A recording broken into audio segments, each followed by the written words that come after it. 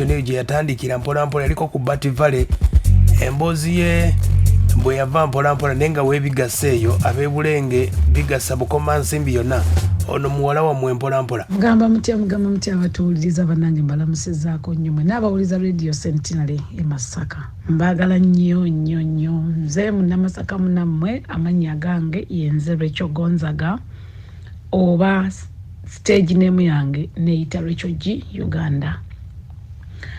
Nzaalibwa ku kyalo bigasa Bukomasimbi era kwe nakulira kutuuka ku myaka gyange egitegeera.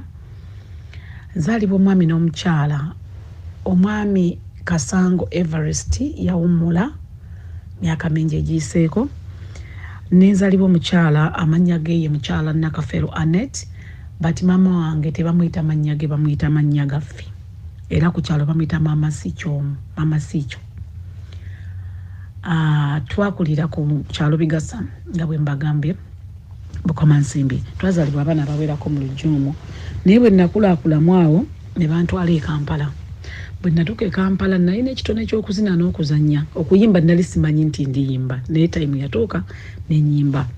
Omuntu gwe neegomba ennyo oba gwe bagamba nti omuntu gwe weegomba okufa osinga okuyingira mu kintu ekyo yali omukyala Mariam Ndagire.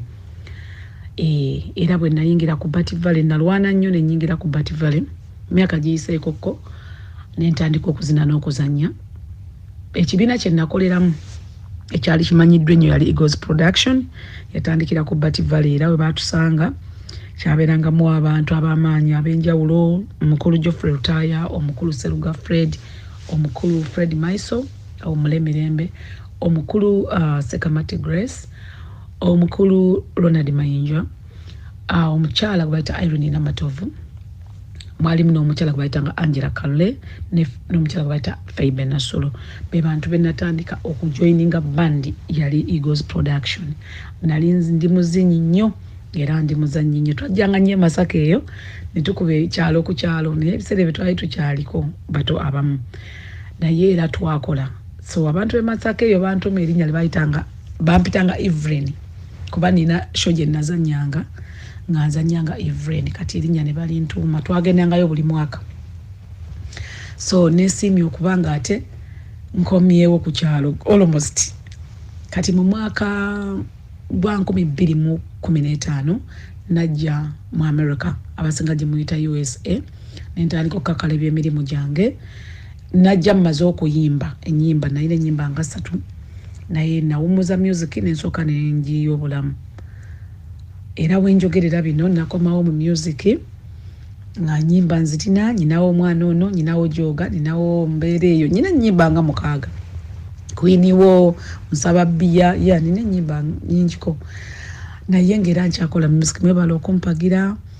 Mu America mbeera mu ssaza lye bayita Pennsylvania mu kibuga kye bayita Pittsburgh ku kyalo kye bayita North Hills USA owanze tero diti ettaka lya Obama niwankwaita kyafuga nenze nagira mu America yali president.